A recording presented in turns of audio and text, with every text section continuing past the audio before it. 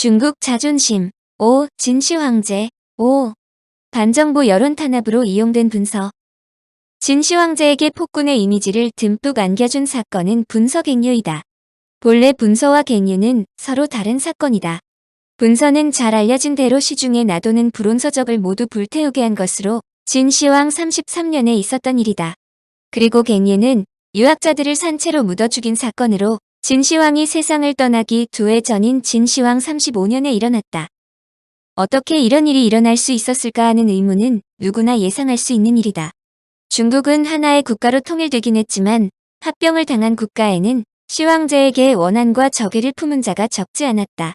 이에 따라 시황제는 방대한 중국 대륙을 효율적으로 통치하기 위해 성문법을 만들었고 법령에 따른 법 집행을 제도화했다.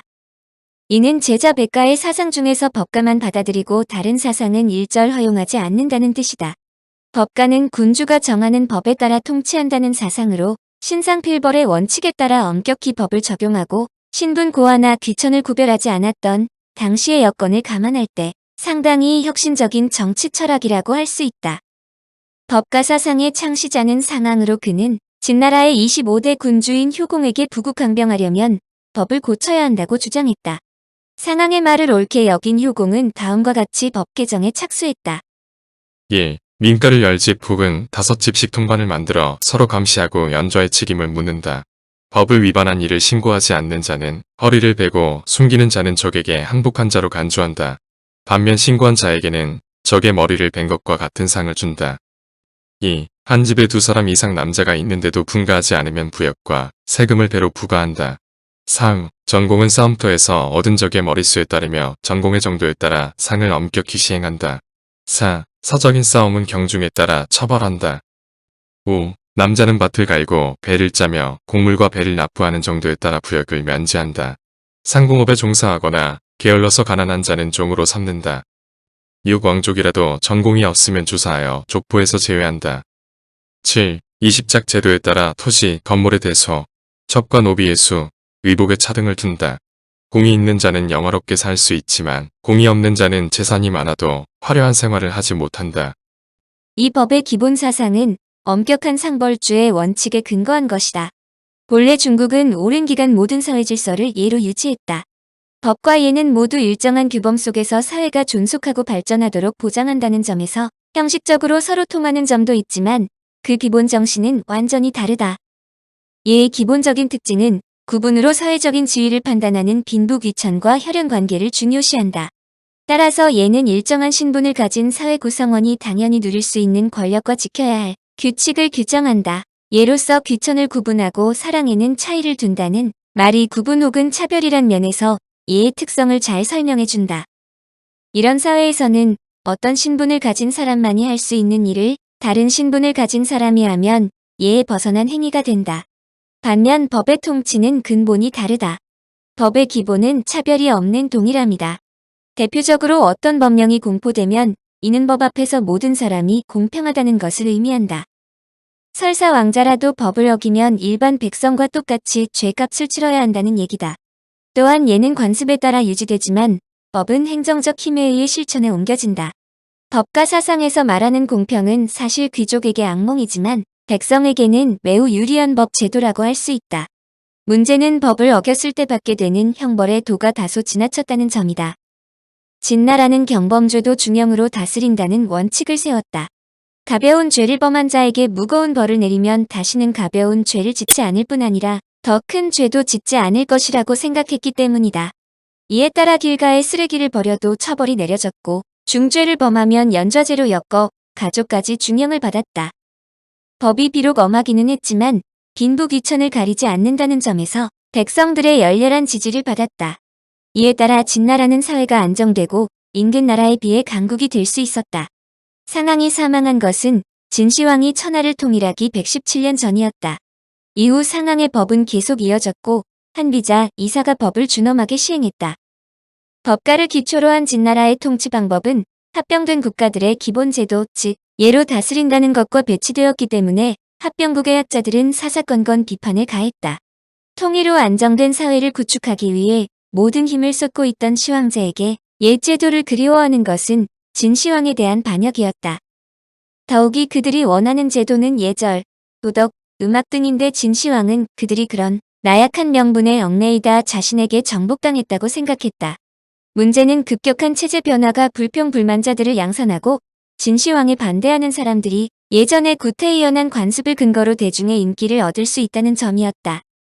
흥미롭게도 진시황제를 비난할 수 있는 빌미는 시황제가 만들었다. 통일을 하자마자 진시황은 전국을 군과 현으로 나눠 황제가 직접 통치하는 중앙집권제로 바꿨는데 그가 그 제도의 조기 정착을 위해 사용한 방법이 독특했다. 충성서약을 해야 한다는 빌미로 지방의 왕이나 제후들을 수도로 불러들인 다음 중앙에서 임명한 관리를 보내 각 지역을 접수하게 했던 것이다. 이후 그들의 가족까지 수도로 불러 일정 구역에서 함께 살게 했는데 그 숫자가 12만 명을 넘었다. 진시황은 그들이 수도에 와 있는 이상 반란을 일으킬 수 없을 것이라고 판단해 어떠한 불이익도 주지 않았다. 그런데 당시의 지도층과 학자들이 이러한 편법을 맹렬하게 비난하고 나섰다. 도덕적으로 지도자의 자질이 없다는 거였다. 통치 이념으로 예와 도덕을 강조한 당대의 수많은 학자는 설사 통일을 했을지라도 도덕적 자질이 겸비되지 않은 황제는 황제로서 자질이 없다고 주장했다.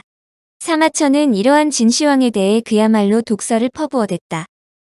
툭 튀어나온 코, 커다란 눈, 맹금과 같은 가슴, 승냥이의 목소리에다 친절함이라곤 조금도 없다. 여기에 호랑이나 늑대 같은 심성을 지녔다. 사마천이 중국을 통일한 황제를 이렇게 폄하한 것은 어느 정도 이해할 수 있다. 그가 봉직하던 한나라가 진나라를 멸망시키고 건국됐기 때문이다. 사실상 진나라를 이은 한나라는 진나라가 갖고 있는 문제점을 해결하기 위해 태어났다고도 볼 수 있다. 따라서 진나라에 대한 한나라 사람들의 평가가 좋지 않은 것은 이해되지만 문맥만 놓고 볼 때 사마천의 평가는 매우 편협한 시각에서 저술했다고 지적한다. 한편 중국 근대의 학자 광마리학 박사는 그의 저서 십비판서에서 시황제에 대해 다음과 같이 적었다. 시황제는 초성화와 달리 선천적인 병으로 인해 어렸을 때 외모가 취했고 이 때문에 사람들이 꺼렸고 특히 화려함을 좋아했던 어머니에게 거부당한 것이 정신적으로 큰 상처를 받은 소질 있는 아이가 타고난 외모와 안 좋은 환경 때문에 비뚤어진 전형적 케이스이다. 더불어 어린 나이에 갑자기 왕이 된 탓에 제대로 된 인간관계를 배우지 못하여 여러 가지 면이 복합적으로 가동직 그의 정신적인 성장에 큰 영향을 줘서 다른 사람들을 잘 믿지 못하고 그래서 무언가 이루는 것에 집착하게 되어 중국 통일에 공을 들였고 만리장성 축조 등 큰 규모의 건축을 기획하였다는 시각이다. 한편 시황제의 비정상적인 외모와 말년에 보인 정신착란 증세가 사실 심각한 뇌 손상이 가져온 결과라고 추측하는 학자들도 있다. 학자들이 주목하는 것은 수은이다.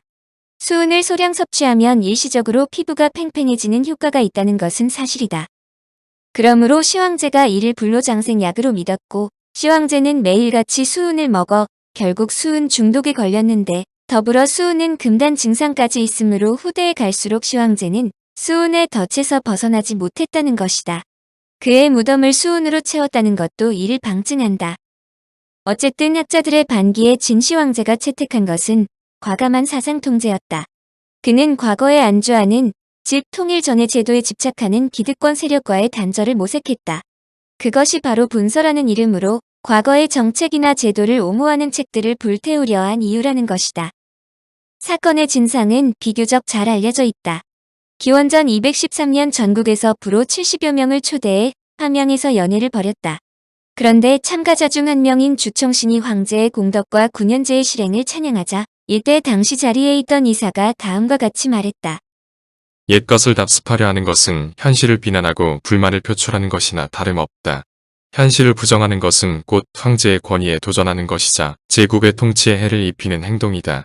따라서 옛것을 따른다는 명분 아래 현재의 정책에 반기를 드는 자들을 적절히 제압해야 하며 그것이 선악을 구별해 올바른 정치를 하는 길이다. 그의 원래 뜻은 옛 사상과 제도에 매달려 있다면 통치에 해로울 것이라고 말했는데 현대적인 관점에서 이사가 황제의 위엄을 등에 업고 전국적으로 문화말살이라는 폭행을 자행했다고 설명한다. 그런데 이사가 책이란 책은 모두 불태웠다는 것은 과장이다. 우선 천문, 지리, 점술, 의학, 농업 등 각종 실용서적은 남겨두도록 했다. 또한 불온사상과 관련된 책도 정부기관의 도서관 같은 곳에 남겨두어 연구하도록 했다. 실제로 춘추 전국시대의 수많은 책이 현재까지 전해지는 이유는 시황제의 문서 조치가 상징적인 것에 불과했음을 보여준다. 더욱이 당시의 책은 종이로 만든 것이 아니라 주간이나 목간이었던 터라 웬만한 책 한 권 분량이 상당했다. 이에 따라 학문의 주된 방법은 스승이 제자에게 구전으로 가르치는 식이었다. 결국 일부 서적을 불태웠다고 해서 머릿속에 있던 모든 사상이나 이론이 사라졌던 것은 아니다. 한마디로 문서는 반정부 여론을 억제하기 위한 상징적 의미를 지니고 있다. 사실 이 방법은 지금도 각국에서 보편적으로 사용하는 국민 통제 방법 중 하나다. 내용은 어떻든 문서의 영향은 상당 부분에 미쳤다. 문서의 풍파로 현존하는 중국의 고서 중에 기원전 3세기 이전의 것은 많지 않다는 점이다. 그런데 학자들은 진시황제의 문서에 이어 항우와 유방의 혈투로 인한 문서가 오히려 더 큰 피해를 입혔다고 주장한다. 진나라에서 여러 유학에 관련된 책들을 연구용으로 일부씩은 보존하고 있었는데 항우가 유방보다 먼저 함양을 점령하여 불태울 때 자료들을 거의 파괴했다는 것이다. 이 당시 사라진 책들이 워낙 많으므로 곧바로 복원 절차에 들어갔다. 그러나 한번 사라진 책들의 복원이 간단한 것이 아니다. 잔존하는 책들이 없으므로 대부분 이를 기억하고 있는 유학자들의 기록을 중심으로 복원해야 하기 때문이다.